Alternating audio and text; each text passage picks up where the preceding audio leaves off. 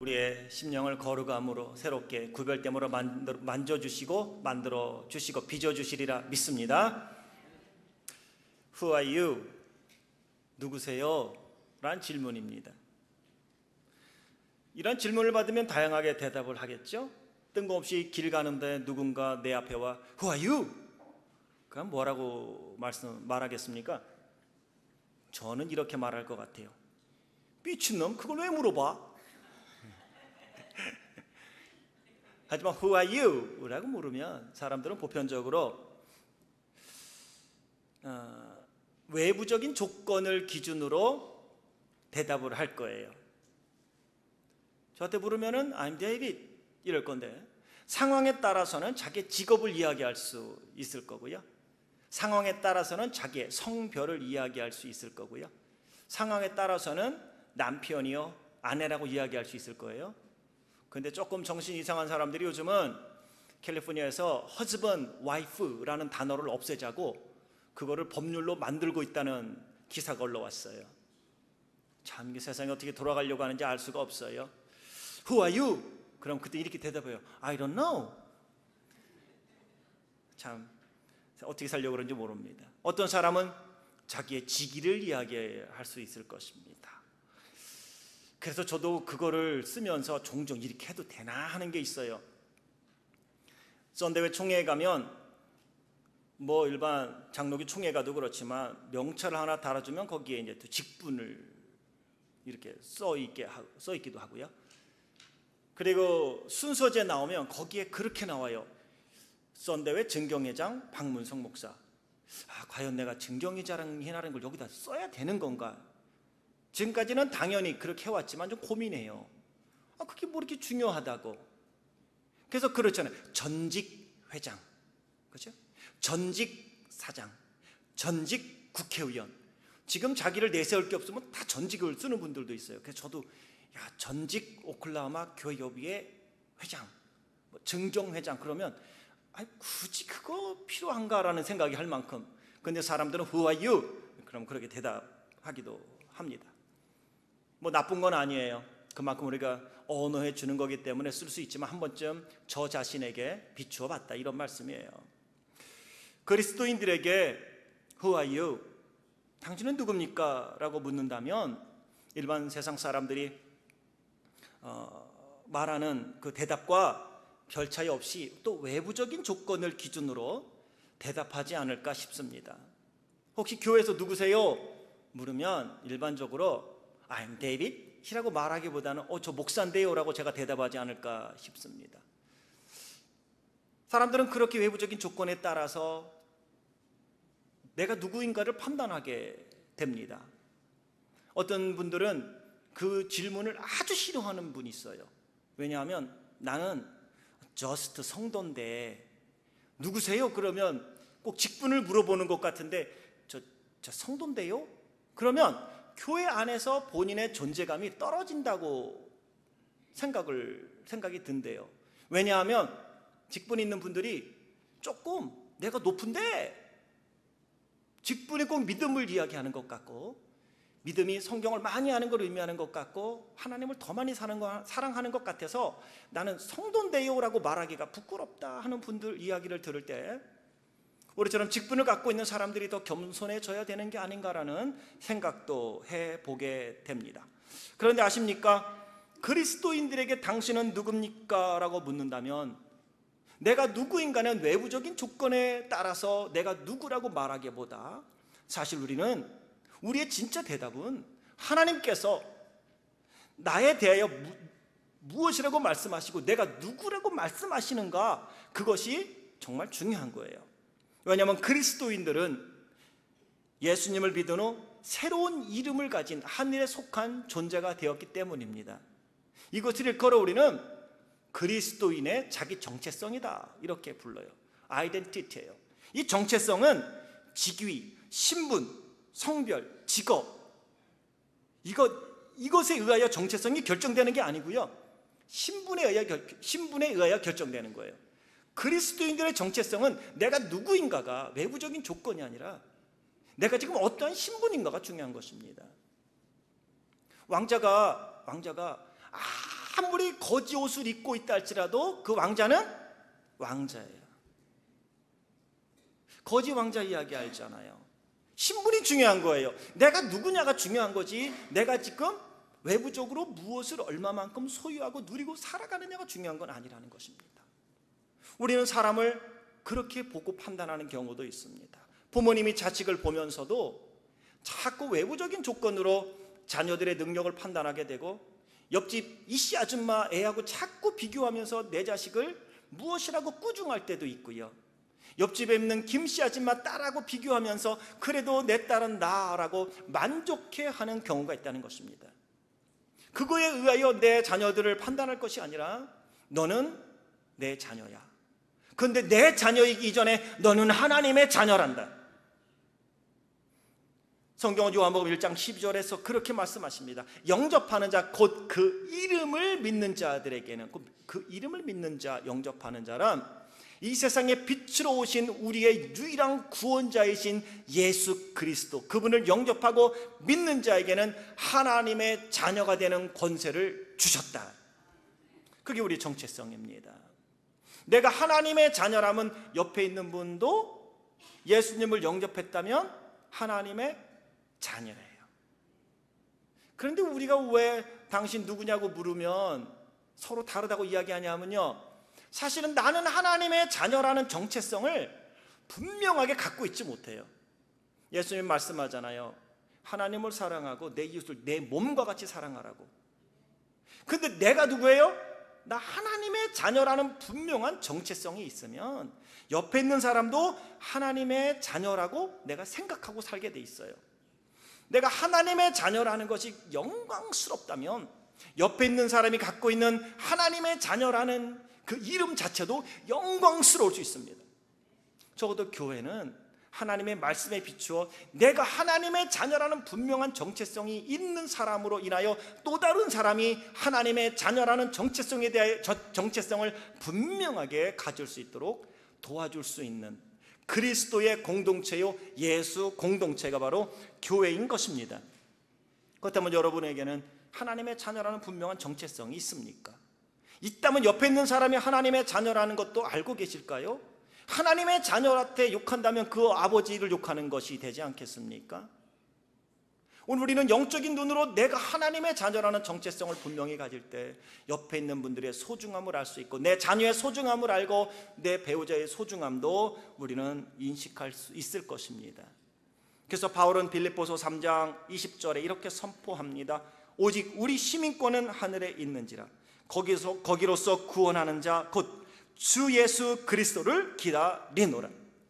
우리의 시민권은 하나님의 나라에 있다고 말합니다. 왜냐하면 우리가 하나님의 자녀이기 때문에 우리는 천국 시민이라는 것이죠. 내가 하나님의 자녀여 천국 시민이라 성경은 이렇게 말씀함에도 불구하고 많은 그리스도인들이 내가 누구인가를 이야기할 때에 세상적인 조건에 비추어 때로는 당당하지 못한 모습을 보게 됩니다. 내 부모님의 직업 때문에 당당하지 못하게 생각하는 자녀들도 있습니다. 이분 목사니까 제 자녀들은 어디 가서 당신 아버지 누구냐고 목사라 그러면 사람들이 좋아할 것 같죠? 그렇지 않아요. 불쌍하게 생각을 하고요. good person. 믿는 사람들은 어떻게 생각할지 몰라도 세상 사람들은 그렇지 않다는 거예요. 불쌍한 사람들, 돈도 없고 자기가 하고 싶은 데도 할 수 없고 네가 그 아들이란 말이야 라는 그 눈초리가 싫다고 하는 PK들의 동일한 간증이 있습니다. PK란 Pastors Kids를 의미하는 거예요. 우리가 보기에는 괜찮은 것 같아도 그렇지 않아요. 세상 사람들 보는 눈은요. 그렇게 우리가 자꾸 그런 이야기를 한 번 듣고 두 번 듣다 보니까 우리가 스스로가 당당해지지 못하는 경우가 있습니다. 어떤 이들은 열등감을 감추기 위해서 오버하는 사람도 있어요. 낮은 자존심을 숨기기 위해서 지나치게 자기를 드러내는가 하면 아닌 척하고 가면을 쓰는 경우도 우리는 보게 되어져요. 점점 약해져 가고 있는 거죠. 그렇다면 내가 생각하는 나와 성경에서 말씀하고 있는 나, 하나님이 말씀하는 나와에는 어떠한 차이가 있을까요? 오늘 본문에서 하나님은 이사야를 통해 저나 여러분, 우리에 대하여 아주 놀라운 사실을 말씀하고 계시다는 것입니다. 이사야 5장 1절부터 7절, 우리는 그중 1절과 2절을 읽었는데 1절부터 7절을 우리는 포도원의 노래다라고 부릅니다. 포도원은 이스라엘, 특히 남유다를 의미하고, 포도원에 있는 포도나무는 유다 백성들을 의미합니다.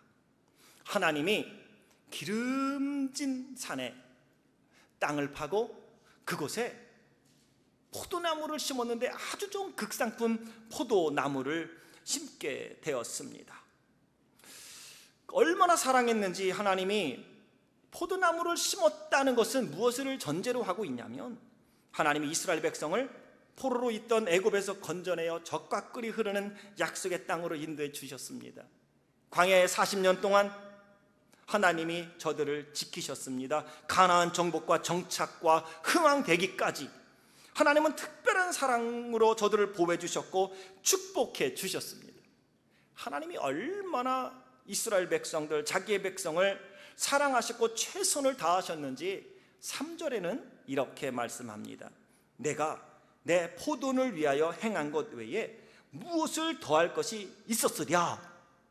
더 이상 내가 이 백성들을 위하여, 이 나라를 위하여 할 일이 없을 만큼 하나님은 다 했다는 거예요. 전심전력하여 사랑을 베풀고 은혜를 베풀고 하나님이 할 수 있는 건 다 했대요. 더 이상 해줄 것이 없다고 말씀해요. 이것은 지금 동일하게 하나님 우리를 사랑한다는 걸 이야기하는 거죠. 그런데 이스라엘 백성들은 외적인 풍요로움으로 인하여 삶은 풍성해졌을지 몰라도 입술로는 하나님을 섬긴다고 청산유수처럼 말하지만 마음은 하나님께로부터 멀어져 하나님의 근심거리가 되었습니다. 그것을 3절부터 이렇게 표현해요. 하나님이 공평을 바랬는데 오히려 포악하게 굴고 의로움을 기대했지만 도리어 악하게 굴었다. 이들을 향하여 하나님이 오늘 2절에는 이렇게 책망하는 거예요. 내가 좋은 열매 맺기를 바랬는데 왜 들포들을 맺혔냐고. 하나님이 좋은 포도를 기대했는데 들포들을 맺혔다고. 그래서 하나님의 말씀에 나도 이제 인내의 한계가 왔다. 더 이상 내가 참을 수가 없다. 울타리를 걷어내어 들짐승에게 먹힘을 당하게 할 거고, 담을 헐어 들짐승에게 짓밟히게 할 거고, 내가 황무케 할 것이래. 가지를 쳐주지 않을 거야. 북도 돋아주지 않을 거야. 거친 털이 가득한 들풀, 가시가 가득한 풀이 나게 할 거야. 내가 구름한테 명할 거야. 그래서 한 방울의 비도 내리지 말라고. 하나님이 이렇게 잔혹한 징계와 책망을 지금 말씀하고 있어요.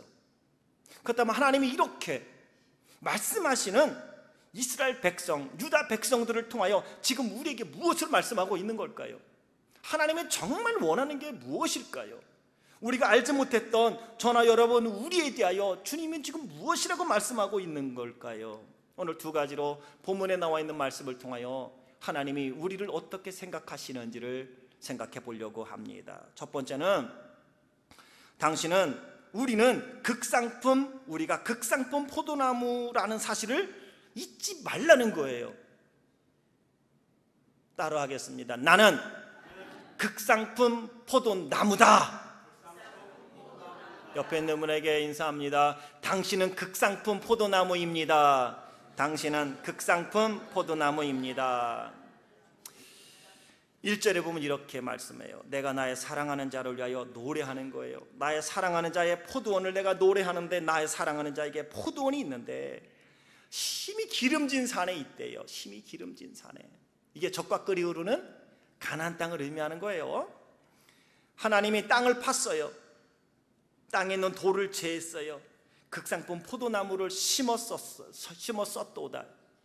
심었어요. 기름진 곳 가나안으로 하나님 이스라엘 백성을 인도해서 땅을 파고 땅에 있는 돌들을 다 제거해 주시고 거기다가 극상품 포도나무를 심었다. 이것은 이스라엘 백성을 하나님이 애굽에서 건져내어 광야 40년을 지나 가나안 땅 정복할 때에 가나안 족속들을 하나하나 물리칠 때마다 하나님이 도와주신 거예요. 땅을 파괴하고 거기 있는 돌들을 제했어요. 원수들을 제하여 버리셨어요. 그리고 자기의 사랑하는 이스라엘 백성들을 가나안 땅에 심으신 거예요. 심고 그 안에 망대를 세웠고 그 안에 또 술틀을 팠습니다. 근데 하나님이 그걸 과거형으로 이야기를 해요. 내가 그렇게 심었었다고. 과거를 회상하니까 너무 좋은 거예요.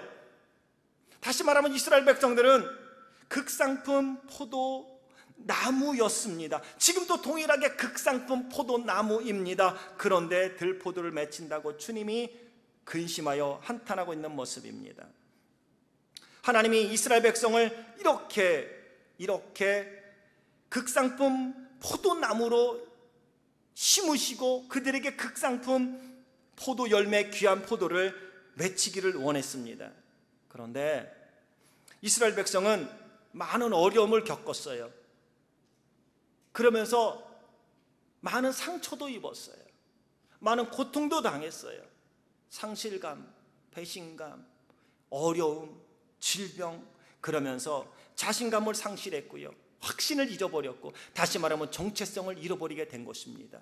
삶이 풍요로워지면서 하나님이 우리에게 해준 것은 있으니 무엇인가 해야 되지만 우리가 하나님의 백성으로 그분이 우리에게 원하는 하나님의 백성처럼 살아야지라는 그 정체성을 잃어버리게 된 것입니다. 하나님이 함께 하시면 무엇이든 할 수 있다는 이 정체성 잃어버린 것입니다. 이러한 유다 백성들의 모습은 때로는 오늘날 우리 그리스도인들의 모습일 수 있습니다. 저나 여러분, 우리의 모습일 수 있습니다. 무엇인가 함께 헌신합시다 그러면 저는 배운 게 없어서요, 가진 게 없어서요, 능력이 없어서요, 때로는 시간이 없어서요, 아는 게 없어서요.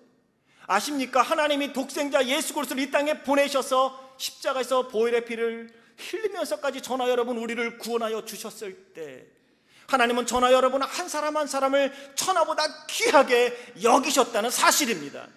믿습니까? 지금도 그분은 동일하게 저나 여러분 우리를 귀하게 보셔요. 그런데 우리는 자꾸 외부적인 조건에 의하여 자신감이 없어졌어요. 우리는 그걸 은혜가 떨어졌다고는 하지만 결국은 그거는 자기 자신의 정체성이에요. 내가 누구인가, 하나님이 누구인가에 대한 정체성이 떨어진 거죠. 마치 유다 백성들처럼 말입니다. 그분은 지금도 말씀하세요. 너는 아직도 극상품 포도나무라고. 근데 사람의 연약한 모습을 대표적으로 보여준 사람이 있으니 그게 모세입니다. 모세는 출애굽기 3장과 4장에 보면 하나님이 모세를 부르십니다. 그리고 모세를 불러 말합니다. 애굽에가 내 백성 이스라엘 내 백성을 인도하여 내거라. 그럴 때 모세가 하나님께 이렇게 말해요. 하나님, 알면서 왜 그래요? 나는 입술이 말이 능치 못하니 보낼 만한 사람을 좀 보내주세요. 이게 무슨 얘기입니까? 바로를 피해 40년 전 광야에 와서 40년 동안 살다 보니까 어머니가 뱃속에서부터 자기가 자라는 한 3살까지 너는 히브리 민족이고 너는 하나님의 백성이야 라고 말해줬던 정체성을 모세는 잊어버린 거예요. 정체성을 상실한 거예요. 자신감이 없어요. 확신도 없어요. 나는 말을 못하니 보낼 만한 사람을 보내세요. 그때 하나님이 모세를 향하여 노를 바라세요. 야 이놈아, 너는 네가 생각하는 것처럼 그렇게 바보가 아니란 말이야. 40년이 지났어도 너는 여전히 나를 위하여 존귀한 일을 할 수 있는 사람이란 말이야. 외부적인 조건에 의하여 나를 자꾸 얽매이는 것들로 인하여 우리는 하나님이 누구인지 내가 누구인지를 자꾸 잊어버려요. 그를 향하여 하나님이 말씀하는 거예요. 모세에게 화를 내시지 않습니까? 내 형 아론 있잖아. 내가 너에게 사명을 맡길 때 너 혼자 할 수 없을 것 같아. 미리 사람을 예비하셨다고. 하나님은 저나 여러분 우리에게 오늘 말씀하세요. 우리는 극상품 포도나무입니다. 그래서 오늘도 하나님을 의지하고 나아갈 때에 우리는 극상품 포도나무에서 좋은 열매를 맺을 수 있는 것입니다. 모세의 마음이 저나 여러분 우리의 삶을 아닐까 싶습니다. 우리는 사사기 6장에서 요아스의 아들 기드온을 보게 됩니다. 하나님이 여호와의 사자가 기드온을 찾아갑니다. 그리고 기드온을 만나자마자 이상한 말을 해요. 큰 용사여 여호와께서 너와 함께 하시도다. 그때 기드온의 반응이 뭔지 아세요? What? 큰 용사? 아니 무슨 내가 큰 용사래. 미디안 사람들로 인하여 그들이 내 거 추수한 거 뺏어갈까 봐 나 숨어 지내고 있는데, 아우 나는 연약해, 눈치만 보고 있는데 무슨 소리야, 내가 큰 용사래. 기도는 믿지 않았습니다. 그래서 여호와의 사자에게 이렇게 말하죠. 여호와께서 우리와 함께 계시다면, 큰 권능과 기적으로 우리 조상을 애굽에서 구원해 주셨다면 왜 우리를 미디안의 손에 붙이셨습니까? 그래서 지금 기도는 자기가 크다고 절대 생각하지 않는 거예요. 그래서 여호와의 사자가 그때 말합니다. 야, 그래서 내가 너한테 온 거잖아. 왜요? 하나님께서, 여호와께서 너를 통해 이스라엘을 미디안의 손에서 구원하래. What? To me? Why me? 난 아니라는 거예요. 기도원이 생각하는 자기 자신은요, 쭈그러든 번데기라고 하면 될까요? 전에는 나도 괜찮은 것처럼 생각했는데 자신감 다 빠졌어요. 확신도 없습니다. 정체성도 몰라요. 하나님 왜 그러는지 원망만스러운 거예요. 누군가 그 일을 하면 몰라도 왜 우리를 미디안의 손에 붙여서 고통당하게 하세요? 라고 이야기하고 있는 거예요. 그래서 쭈그러들었으니 번데기예요. 주름은 있지만 안 되는 거예요. 그렇게 자기 자신을 생각하는 것 아니겠습니까? 그때 기도원이 대답합니다. 우리말로, 요즘 말로 표현하면 이런 거 아니겠어요? 아따, 말 같은 소리를 좀 하이소, 이런 얘기 아니겠습니까? 그게 말이 된단 말입니까? 우리 충청도에 있는 사람은 그러지 않을까요? 나는 그런 사람이 못 돼요. 15절에 그가 이렇게 말해요. 주여, 내가 무엇으로 이스라엘을 구원하리이까? 보소서, 나의 집은 므낫세 중에 지극히 약하고 나는 내 아버지 집에서 제일 작은 자니이다. 작은 지파 므낫세 지파에서는 큰 일을 할 사람이 나올 수 없다는 이야기하는 거예요. 내 집에서 제일 작다는 얘기는 막내 아니겠습니까? 아니, 집에서도 영향력 없고 내 말을 집에서도 들어주지 않은데 내가 누구한테 무슨 말을 하고 무슨 영향력 있고 무슨 큰 일을 할 수 있다고요? 사랑하는 성도 여러분, 아십니까? 기억하십시오. 하나님이 능력을 주시면, 여호와의 사자가 기드온에게 말한 것처럼 하나님이 함께 하시고 하나님이 능력 주시면 네가 미디안 사람을 치되 한 사람을 치는 것처럼 되리라. 하나님은 저나 여러분, 우리를 지금도 극상품 포도나무라고 말씀하세요. 외부적인 것들로 인하여 자기 자신을 생각하지는 마십시오. 하나님이 맡겨준 일들 그렇게 되어지면 소중하게 감당할 수 없습니다. 그러게 하나님은 저나 여러분, 우리에게 오늘 말씀하세요. 너는 극상품 포도나무야. 그것은 능력을 이야기하고 직분을 이야기하고 직위를 이야기하는 게 아니에요. 직업을 이야기하는 게 아니에요. 그것은 신분을 이야기하는 거예요. 너는 내 자녀라는 의미입니다. 나는 내 아버지라는 의미예요. 하나님이 저나 여러분, 우리 아버지신 줄 믿습니다. 우리는 그분의 자녀인 줄 믿습니다. 이 정체성을 갖고 살라는 것입니다. 두 번째, 우리에게 원하는 것은 좋은 포도 열매를 맺으라는 것입니다. 따로 하겠습니다. 좋은 포도 열매를 맺읍시다. 좋은 포도 열매를 맺읍시다. 2절 하반절에 보면 좋은 포도 맺기를 바랐더니 들포도를 맺혔다고 그래요. 원래 하나님이 우리를 심었을 때는 그리스도 안에서 감추어놓은 풍요로움을 다 주시기를 원했는데 자꾸 세상 것에 막혔어요. 재리에, 고난에, 고통에, 삶의 분주함에 마음을 빼앗겨 30배, 60배, 100배의 결실을 맺어야 될 하나님의 백성들이 자꾸 약해졌다는 거예요. 그런데 오늘 주님이 원하는 건 뭐냐면, 지금도 너는 극상품 포도나무이기에 원하는 것은 좋은 포도 맺기를 원한다는 거예요. 하나님이 잔인할 만큼 징계와 책망의 말씀을 하시는 것은 무엇입니까? 지금이라도 그 열매를 맺기를 원한다는 거예요. 좋은 포도 맺기를 원한다는 거예요. 근데 저들이 왜 들포도를 맺혔을까요? 좋은 포도나무라고, 극상품 포도나무 심었다고 다 좋은 포도 맺히는 게 아니고요, 들포도라는 건 조그만 거 맺은 거예요. 그거는 왜냐하면 가지를 전지해 주지 않아서 그래요. 잘라주지 않아서 그래요. 그냥 자라고 싶은 대로 가만 놔둔 거예요. 그러니까 좋은 포도 열매가 맺힐 수 없던 것입니다. 울타리도 보수해 주고요, 담도 보수하고 가지를 쳐주고 북도 다주고 적당한 물을 공급해 줘야 돼요. 그리고 잡초가 나면 그 잡초를 뽑아줘야 돼요. 그렇지 않으면 좋은 열매 맺을 수 없는데, 이스라엘 백성들이 그런 것입니다. 내가 살아봐서 알아. 하나님만 의지한다고 사는 거 아니야. 이 땅 사는 거 돈 있어야 살지. 우선 돈부터 벌어놓고 그 다음 하나님 밀자. 그래서 그들은 풍요로우면 풍요로울수록 자기의 주머니를 채워갔습니다. 하나님 앞에는 모양만 갖췄지요. 얼마 전 우리 삼녀성교에서 참외밭을 다녀오셨는데 따온 참외를 보니까 작아요. 참외밭 가보셨습니까? 그게 무슨 밭 같던가요? 잡초밭 같았어요. 그러다 보니까 참외 가지도 안 쳐요. 가만 놔뒀어요. 자라려면 자라라, 잡초하고 자라려면 자라라. 참외밭에서 숨은 그림 찾기였죠. 가갖고 참외가 어디 있는지 수풀을 헤치고 다녀야 참외가 보이는 거예요. 보물찾기예요, 완전히. 이게 참외밭인지 풀밭인지 알 수 없는 거예요. 이스라엘 백성들의 영적인 상태가 그겁니다. 잡초는 처음에는 작아요. 뽑아주지 않으면 그것은 참외보다 잡초가 더 커져 버려요. 막 잡초가 이만하잖아요. 잡초밭 속에서 보물찾기. 왜요? 가지를 잘라주지 않아서 그래요. 나는 대로 그대로 되는 대로 사는 것입니다. 어느 순간 참외밭이 아니라 잡초밭으로 변한 걸 보게 되지요. 그러면 극상품 좋은 참외를 맺을 수 없는 것처럼 이스라엘 백성들이 그랬습니다. 하나님을 믿는다고 했지만, 전능하시다고 하나님을 고백하지만, 살아계시다고 하나님을 고백하지만, 삶에 어려운 일이 생길 때마다 그들은 하나님보다 바알과 아사랴를 찾았고, 저들은 삶이 풍요로우면 풍요로울수록 육신의 정욕을 따랐습니다.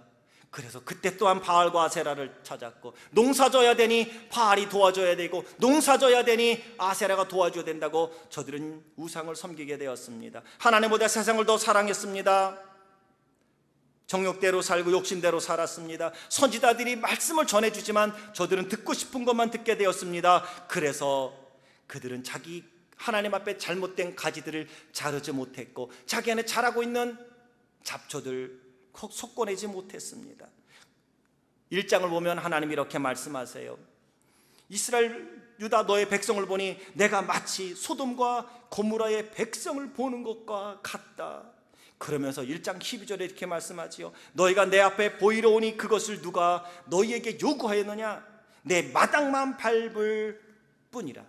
많은 재물을 드리고 수송아지와 어린 양과 수염소의 피를 드렸지만 하나님은 하나도 기쁘지 않았다고 말씀하는 거예요. 이건 무엇입니까? 지금도 하나님은 산제사를 드리기를 원하고, 산제사를 드리는 신령과 진정으로 예배하는 자들을 기뻐하고 계시고 그것을 소원하고 있다는 것을 말씀하고 있는 것입니다. 그래서 하나님은 저들에게 땅을 파고 망대를 세워주고 울타리를 세워주고 담을 만들어 술틀까지 만들어 주셨다고 말씀하고 있는 것입니다. 사랑하는 성도 여러분, 동일합니다. 하나님은 저나 여러분 우리를 위하여 독생자 예수님을 이 땅에 보내주셔서 십자가에 피 흘려 죽게 하심으로 우리를 구원해 주셨습니다. 그리고 우리에게 말씀합니다. 네가 예수의 사람으로 살 수 있느냐? 내가 독생자 예수를 보내어 너를 사랑한 것처럼 너는 나를 사랑할 수 있느냐고 묻습니다. 힘들고 어려워도 사명으로 알고 순교의 잔을 마실 각오로 너는 나를 따를 수 있느냐고, 따라오길 원한다고 말씀하십니다.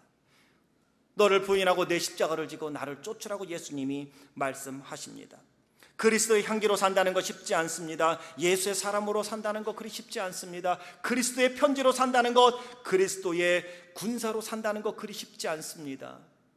그래서 어떤 분은 책을 썼습니다. 차라리 하나님을 위한 왕따가 되라고. 그만큼 그리스도인으로 산다는 것, 우리끼리는 알지만 밖에 나가면 우리를 도전해오고 우리를 유혹하는 것들이 얼마나 많은지 모릅니다. 그러게 오늘 우리가 예배하며 하나님 앞에 능력을 받고 나를 극상품 포도나무 하나님의 자녀로 삼으셨고, 오늘도 하나님의 자녀답게 살 수 있는 능력을 주셨기에 그분을 믿고 나아간다면 내가 좋은 열매 맺어 하나님께는 영광, 나의 삶에 간증 있는 축복이 일어날 걸 믿고 하나님 붙잡고 나아가는 믿음의 사람들이 되어야 하는 것입니다. 그 좋은 열매가 어떤 걸까요? 삶을 통하여 그 열매는 나타나게 되니 하나를 소개할까 합니다. 감동 있는 글이었습니다.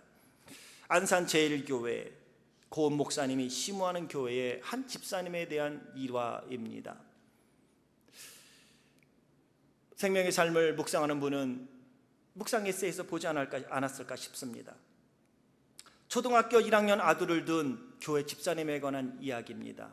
1987년 그 아들이 학교에서 돌아오다가 교통사고가 났어요. 그래서 불행하게도 한쪽 다리를 절단하게 되었습니다. 여러 과정을 거쳐 결국은 당시에 보상금으로 200만 원을 받게 되었다고 합니다. 그 과정에서 200만 원이란 아들의 치료비뿐만 아니라 지하에 살고 있는 새방을 1층 전셋방으로 옮기는데 보탤 수 있는 큰 돈이었다고 합니다. 그런데 잘한 건지 못한 건지 몰라도 그 집사님이 그 전액을 교회 건축헌금으로 바친 거예요. 그러면서 눈물 흘리면서 이렇게 고백을 합니다. 목사님, 장애인이 된 아들을 돈 200만 원에 맡길 수는 없습니다. 우리 아들이 의지할 분은 하나님밖에 없으니 예배당 건축헌금으로 이 보상금 전액을 바치며 하나님께 아들의 인생을 맡기렵니다. 그 집사님의 간증 고백을 듣고 믿음에 감동을 받은 많은 성도님들이 그 가정을 물심양면으로 돕게 되었고, 교회에서는 그 아이에게 의족을 해주었다고 합니다. 하나님께 맡긴 이 아이는 신앙 안에서 잘 자라서 유명한 대학 장학금을 받고 다니게 되었다는 일화입니다. 이것이 곧 좋은 열매입니다. 믿음의 사람은 마지막까지 하나님을 붙잡을 수 있는 사람이 믿음이 좋은 믿음의 열매, 좋은 열매를 맺는 사람입니다. 우리가 살아가는 삶은 믿는 사람이나 믿지 않는 사람이나 늘 어려움과 고통은 있습니다. 그 모든 것 당하면서 그때 하나님을 붙잡고, 하나님이 나의 아버지시고 창조주시고 내가 당신의 자녀이니 그분이 나를 먹이시고 입히시고 인도하시리라 믿습니다. 그리고 그 가운데서 하나님을 찬양하고 하나님을 경배하고 하나님께 감사하는 삶으로 나아갈 때에 하나님이 놀라운 삶의 형통과 은혜를 베푸시리라 믿습니다. 저에게도 그런 분이 계셔요. 간증을 들었어요. 새벽에 갑자기 눈이 떠졌대요. 눈이 떠졌는데 본인도 모르게 갑자기 입에서 기도가 나오는데 남편과 교회에 대한 기도가 막 나오더라는 거예요. 그래서 한참 뭐라고 기도했는지는 몰라도 한참을 기도도 잘 못하지만 하나님 앞에 남편을 위하여 교회를 위하여 그렇게 기도를 하게 되었다는 것이지요. 우리 이런 걸 성령의 감동이라 그래요. 그분이 나에게 원하심이 있을 때에 우리는 그렇게 순종해 가는 거예요. 이게 좋은 열매예요. 그래서 하나님은 우리에게 깨달음을 주시고 감동을 주시고 알게 하시는 것입니다. 그래서 그분이 우리에게 은혜를 주시는 거고 우리에게 축복을 주시는 거고 우리의 삶을 강건케 하시는 것입니다. 재물도 주시고 재능도 주시고 힘을 주시는 것입니다.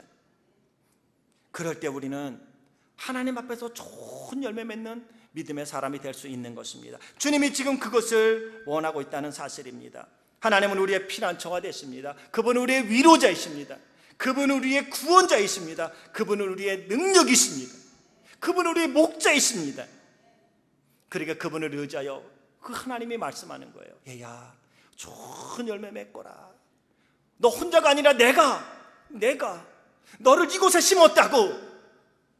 어떻게 태평양 건너와 살다 보니 이곳에 산 게 아니라 하나님이 지금 이곳에 심은 거예요. 저나 여러분, 우리를 이곳에 심기 위해서 그분이 기름진 땅으로 만드셨고요, 땅을 팠고요, 돌도 제거해 주셨어요. 비록 지금 삶이 때로는 고난스럽고 힘들고 어려운 것처럼 보일지 몰라도 기억하십시오. 하나님이 저나 여러분 우리를 이곳에 극상품 포도나무로 심으신 것입니다. 그리고 그분을 의지하여 갈 때 우리는 좋은 열매를 맺을 수 있습니다. 그래서 찬송가 141장의 와치는 이렇게 작시하며 5절에 감동적인 고백을 합니다. 늘 울어도 눈물로써 목 갚을 줄 알아. 몸밖에 드릴 것 없어 이 몸 바칩니다. 내가 이런 사람이었나? 맞아요. 당신은 이런 사람입니다. 당신은 극상품 포도나무입니다. 당신의 삶 속에는 좋은 열매가 맺힐 것입니다. 하나님을 의지하며 나아갈 때 하나님이 반드시 극상품 포도나무를 심으신 목적하심을 우리의 삶의 축복의 모습으로 나타내 보여주시리라 믿습니다. 옆에 있는 분에게 인사 다시 한번 합시다. 당신은 그런 사람이에요. 당신은 그런 사람이에요. 한 번 더 인사합시다. 용기 내십시오. 용기 내십시오. 모든 일에 기도와 간구로 구할 것을 감사함으로 하나님께 아뢰옵시다. 하나님, 우리의 울타리를 보수해 주옵소서. 우리의 담을 보수해 주옵소서. 나의 가지를 잘라 주시옵소서. 북돋아 주셔서 진려와 형독이 자라지 못하게 해 주시옵소서. 구름을 명하여 비를 내려 주옵소서. 좋은 열매 맺어 하나님께는 기쁨과 영광을 돌리고 우리의 삶에는 큰 축복, 세상 사람들이 보면서도 넘볼 수 없는 하나님의 놀라운 능력이 나타나는 형통의 복이 우리 성도님 한 분 한 분 가정 하는 모든 일에 충만하게 임하길 주의 이름으로 축원합니다. 기도하겠습니다. 하나님 아버지,